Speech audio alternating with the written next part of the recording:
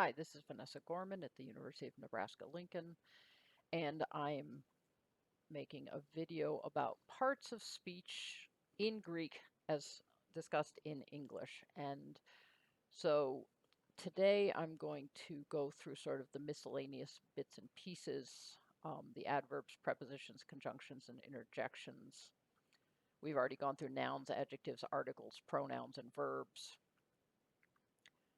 So adverbs, if you look them up in a grammar book, they'll say they're used to modify a verb, adjective, clause, or another adverb, basically anything except nouns and pronouns, which are modified by adjectives. And they're usually translated perfectly well with ly, warmly, hostilely, quickly. The most common ones, however, are just very simple words that don't necessarily have the ly, now, then, things like that. This is the English rule. However, in Greek, it's a little more complicated because it's perfectly simple in Greek to use an adverb by part of speech to function within the sentence as an adjective.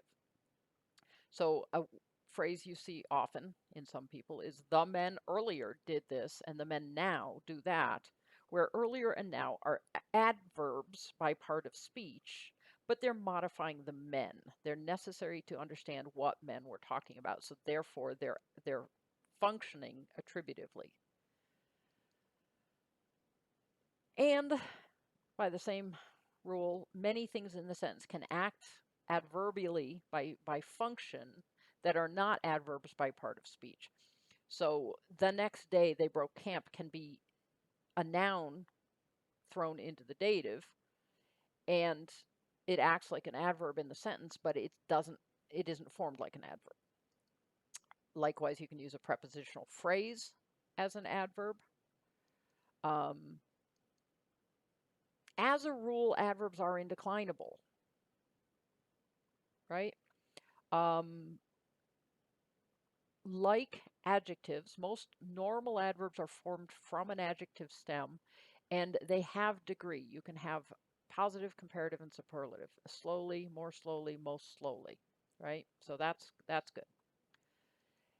Miscellaneous adverbs. In Greek, we have some odd adverbs that we separate out because it's convenient. They have a lot of things we call sentence adverbs, which are short little words, usually at the very beginning of the sentence or one word in from the beginning of the sentence, that add nuance. So it's a lot like starting a sentence by saying for or yet or however or any of these kinds of words. And it's also the earlier words in a series. So both and, you use the last of those ands as the conjunction and label the others as auxiliary y or aux y. So we'll talk about sentence adverbs when we get to them. Greek also has a lot of things we call emphasizing particles that are also by part of speech adverbs. This includes the negation word not, and also some other things that are just sort of soft words emphasizing small bits of the sentence or particularly words in the sentence. So sort of, I guess, even, like, especially. You'll see some of these.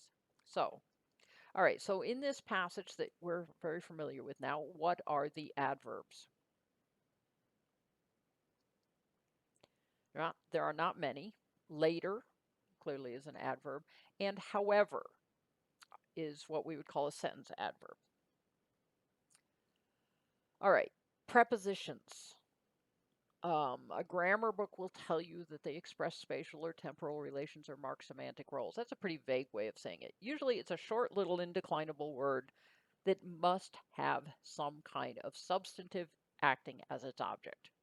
So the prepositional word is on, in, out, during, for, of, out of in this case. The substantive, table, pool, gratitude, war, them. You can't have a preposition without an object for the preposition. All right, so together they make what we call a prepositional phrase. In dependency grammar, the part of speech of the preposition word itself is always ADP, meaning add position. We don't call it preposition because preposition means it comes before its object, and in Greek sometimes it occurs after its object, unlike in English. So we label them add position. And the relation of the preposition word itself is always the same, aux P. And our convention is it never changes. It's always aux P.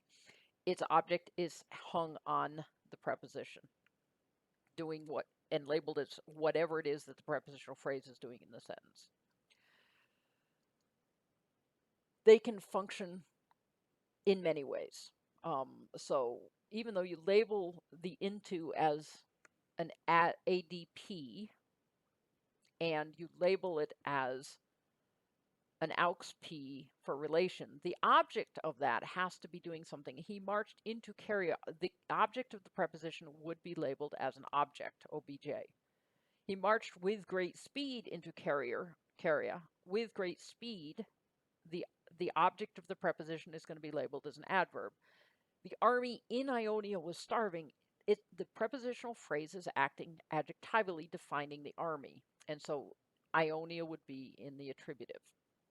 So let's find all our prepositional phrases.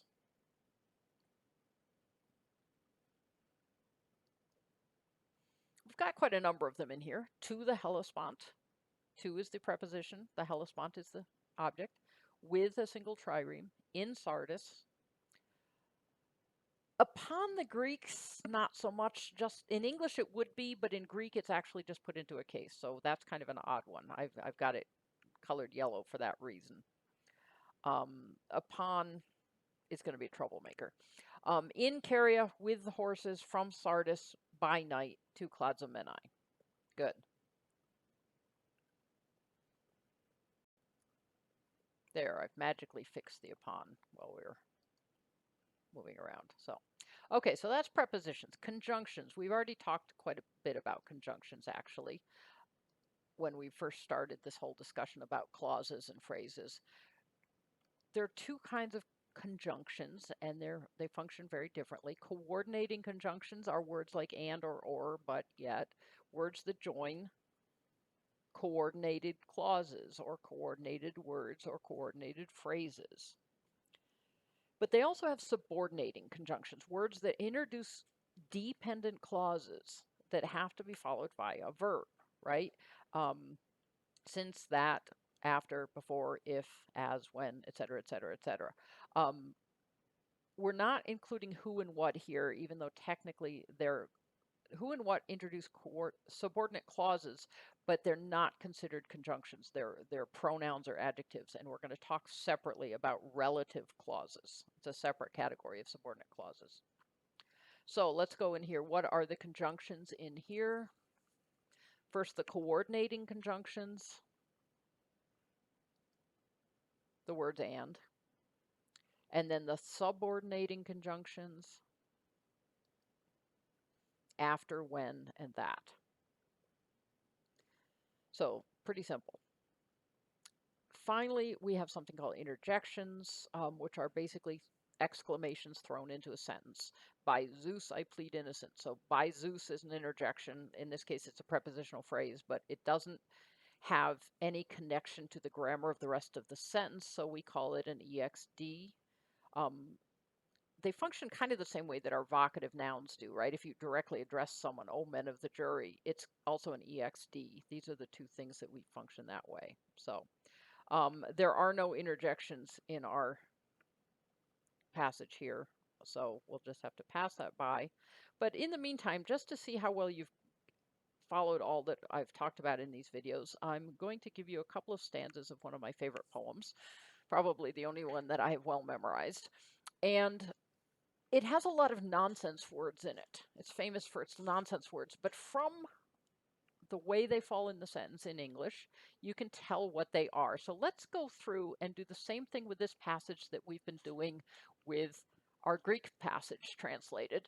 And that is, begin by pulling out all of the things that you think are nouns.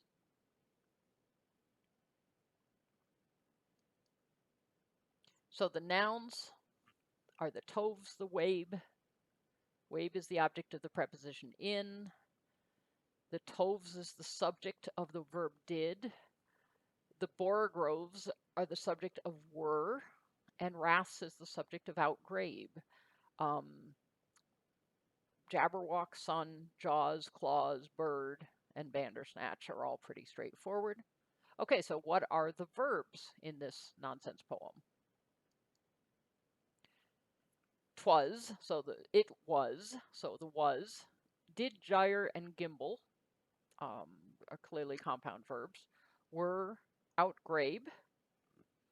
Beware, bite, catch. Beware and shun. All right, so now what are the adjectives?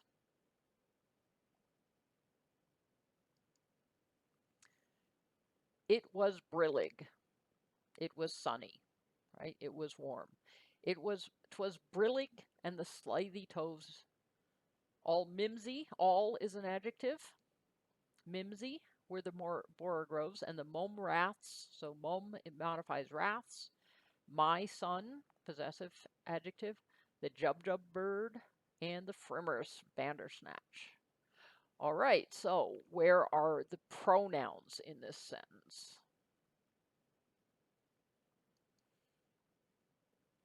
Sorry, the articles. I got ahead of myself. The articles. Clearly, the word the, that's very straightforward. The pronouns, you got to look hard for that.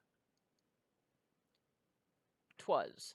It was. So that's the only pronoun in there. And there isn't a single adverb. So let's move on to prepositions.